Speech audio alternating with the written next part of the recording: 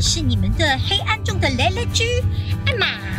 今天我们收到了一个粉丝的委托，他跟家人在大学城租了一个房子，据说厨房的状态非常的糟糕，急需改造。我们先来看看屋主怎么说的吧。这是出租房的一个临时厨房，所以门外放冰箱，然后里面大概就2平米左右，可以站2个人，就很拥挤了。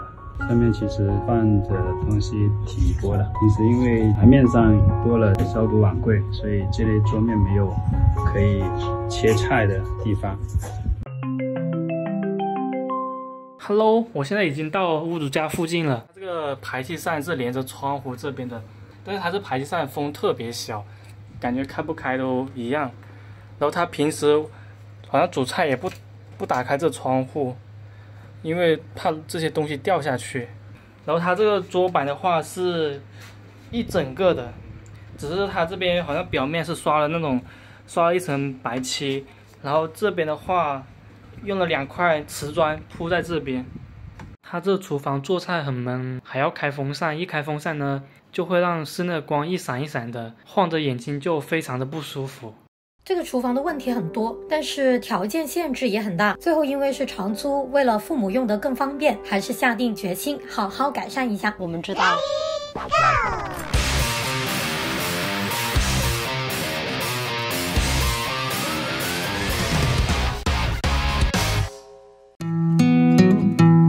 大家看得出来，这几天我们的任务还是挺艰巨的，对不对？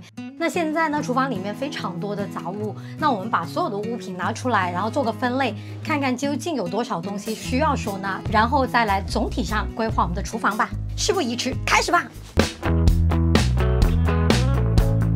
大家绝对不能将物品散着放在厨房吊柜里面，否则就会滋生鼠患、墙患，千颗老鼠屎向我倾倒而来。你看一下地上，看着都没有很多，倒下来的时候多一点。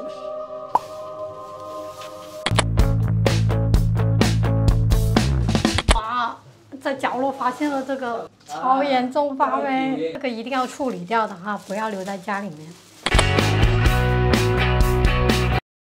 无敌多的锅盖，这么小的厨房容纳了一个饭堂的量的餐具，这一堆是调料。这个都已经发霉了，天啊，发霉了要扔掉了。这一边是电器。断舍离一下才可以了。先将废旧的架子都拆除掉。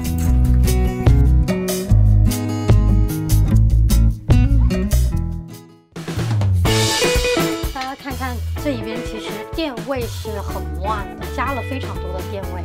那这样子呢，其实会有安全隐患的，所以呢，我们要把电位全部都要重新安排一遍。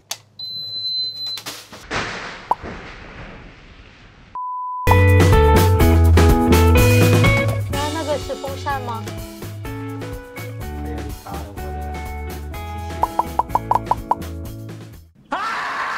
厨房太小了，如果要极致改善收纳，墙面空间是必须用上的，所以我们坚持走暗线，否则最终明线跟墙上的东西又会各种打架，改了等于没改。大家总觉得走暗线很贵，其实还好啊，电位30到50块钱一个，开槽80到120元1米，跟电工谈好价格再开工，不要被坑了哦。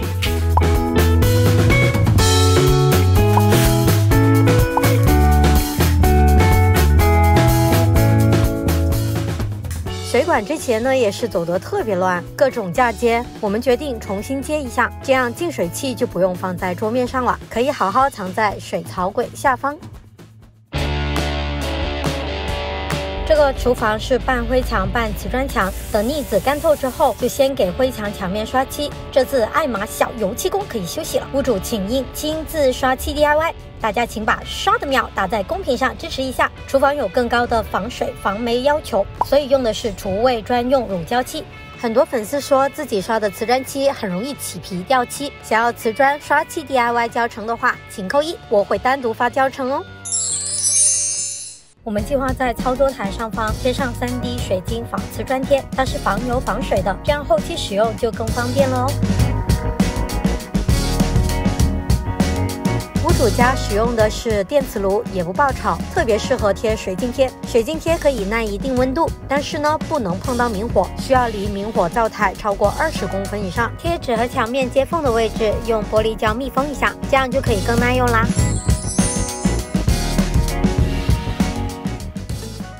这个玻璃窗，现在我摸上去是完全是光滑干净的，但是大家看到它好像很脏。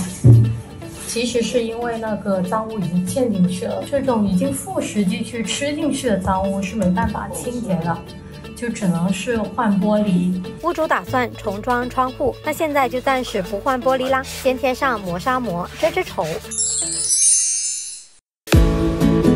原厨房的橱柜非常残旧，分层不合理，深度也太深了，非常不好用，真的好想敲掉重新定制。但是新的橱柜起码要上万块，远远超出了我们这次的预算。毛有谁给我500块搞定？我150定制一块木板，然后贴上最厚最好的防水防油木纹贴，包好看，LG非常有信心。我没有想过这个烂柜子可以有这么烂。大丈夫ですよ，切块废旧木板补一下就稳稳的啦。这个柜子非常脏，上面都是油污，还有一些不知名的污渍。板子面漆已经被破坏的差不多了。本来呢，木板是不能用清洁剂擦的，因为上面如果有打蜡啊，或者是面漆，除油清洁剂保不定会给它一同除掉。但是这个柜子太残旧了，所以我决定出动小柚子来清洁一下，同时呢可以除一下菌，擦一擦就干干净净的。内部呢就刷上木蜡油，以后可以防水更耐用。之后外观呢我们再贴好看耐磨的防水贴纸，这样就变成德艺双馨的新好柜子啦。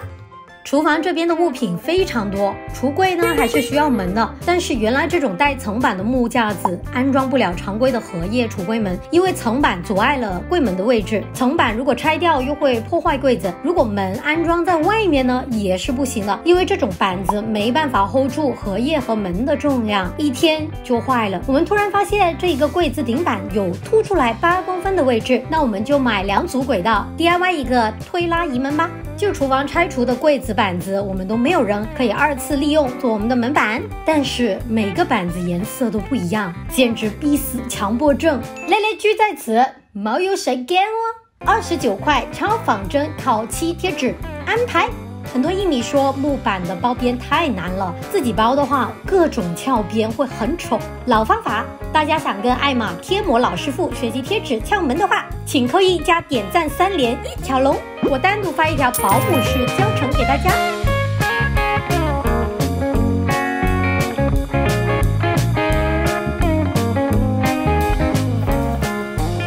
因为屋主实在太多餐具了，所以我们买了拉篮配件安装上，工厂店2个拉篮185块，怎么样？还挺划算吧？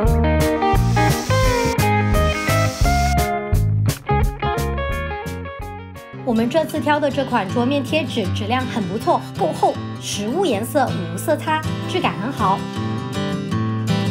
测试一下防焰还是可以的，不过大家不要真的去烧它，或者在它上面直接放高温的锅，它终究还是纸做的。大家想要链接可以扫码进去获取种草清单。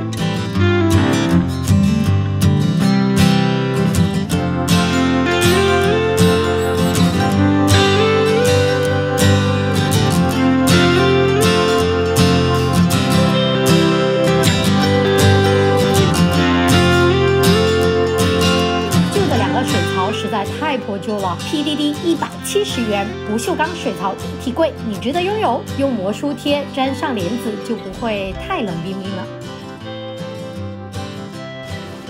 这是涤纶的帘子，那放在厨房这边的话，就可以更防水防霉一点。是可以放洗衣机里面洗的。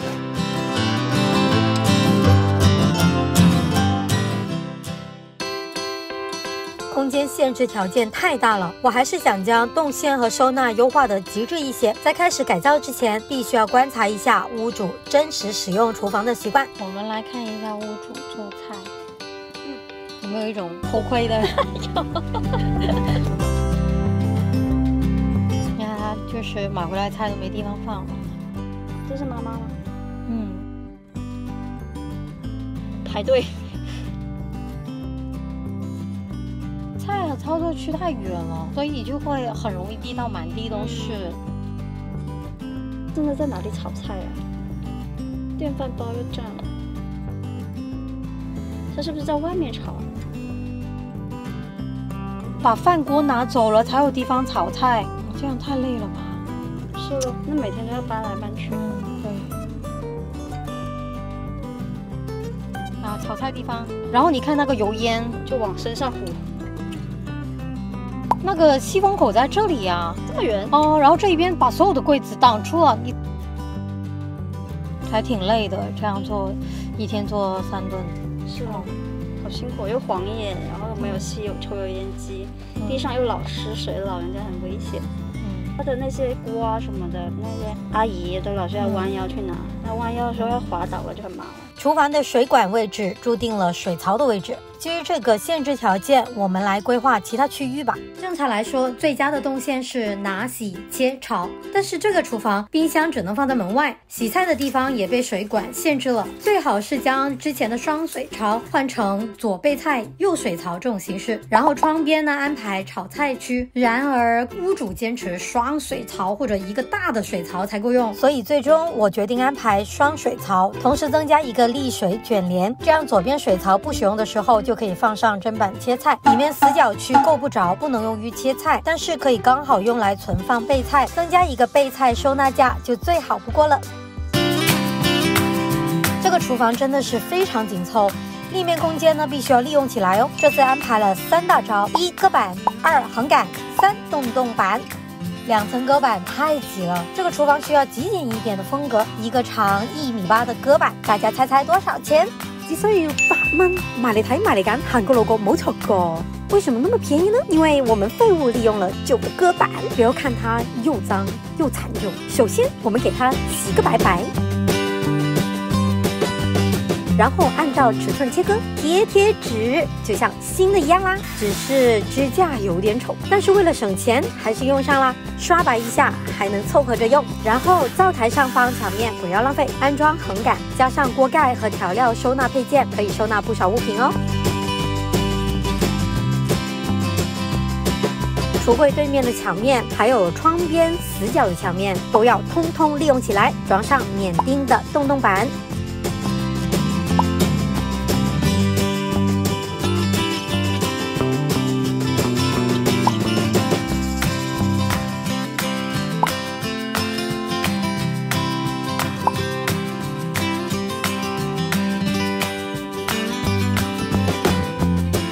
还记得改造前的厨房吗？欢迎来到崭新的厨房。